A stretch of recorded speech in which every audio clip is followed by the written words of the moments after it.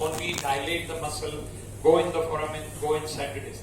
Number two, the objection is whatever you do in interlaminar surgery, you are working on the dorsal surface of the disc. You do not look inside the disc. So maybe you may leave some fragments inside. You must wash or watch inside the disc. Because the pathology in herniation always starts inside, not outside. All that thinking of landing on the herniation and removing a big fragment is very good, but it doesn't work. It doesn't solve the problems in many patients. You must at least use a hook inside to see that all the disc is properly sort of evacuated. The amount of nucleus which you remove, there is no scientific guideline for that.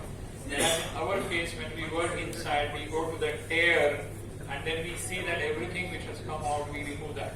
So we are clear about what has been removed. In open surgery, when you land on the dorsal aspect of the herniation, you don't really know what is lying at the base unless you really look for it.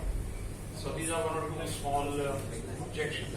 Otherwise, one good thing about interlaminar demonstration of surgery is you retain the ligamentum flavum. So you have a barrier between the dura and the muscles, so there are no adhesions there, which may happen with the open surgery or with open laminectomy and discectomy.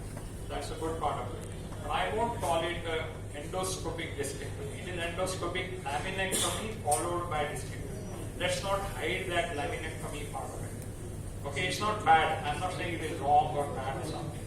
We are using certain words to hijack certain concepts which have been developed after a very, very thorough thinking about what we are doing. What I see for the last 24 years is every time we come with a new concept, it is hijacked by open surgeons. And they say, yeah, we do the same thing. No. Interlaminar endoscopy is not same thing as transforaminal endoscopy.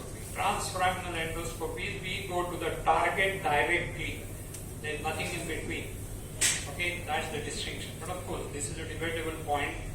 I would agree on one point that interlaminar surgery, there may be a very shorter learning curve because you are already doing the same surgery every day. So for you to identify the anatomical structures may be much more easy.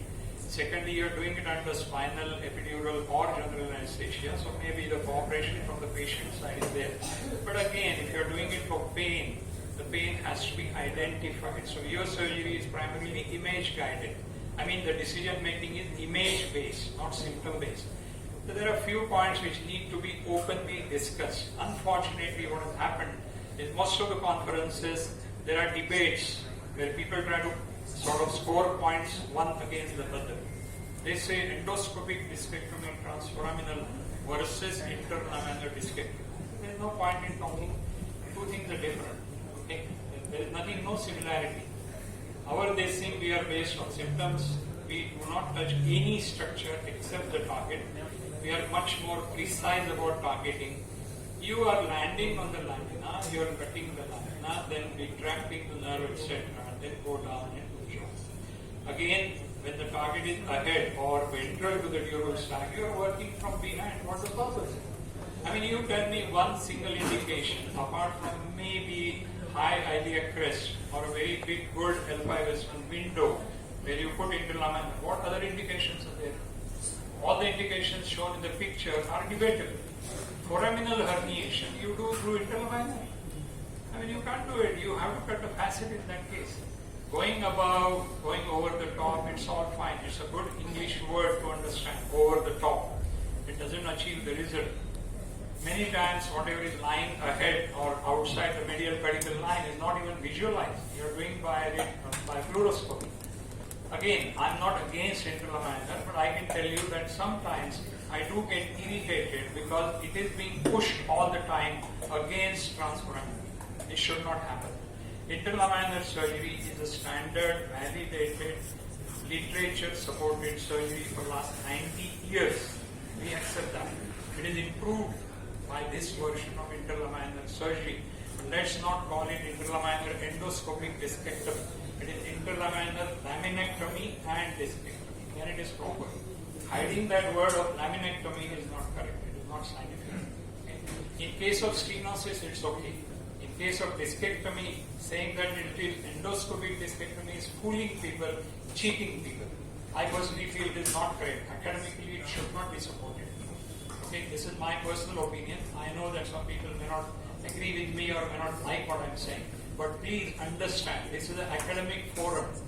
Okay, Shiraz is my friend. I'm not against him doing this. I'm not saying that what you are doing is wrong. Please think with a very cool head. Think what you are doing. What is the morbidity involved? What is the morbidity involved in comorbid patients? Diabetics, hypertensives, aged people. You're putting them under spinal, etc. You're putting epidural irrigation. Maybe you're increasing the pressure. Patient under spinal may not realize the increased epidural pressure which is felt otherwise as neck pain or headache during surgery may not be even noticed. So please be more cautious. Don't get carried away by certain waves of endoscopic discectomy. And words like true discectomy, full endoscopy, etc. are all fine. These are marketing gimmicks. Please understand that we have developed a new philosophy of surgery, not same as old surgery with new instruments. So I think that is enough. So we'll take a break now and then we'll go for the last session.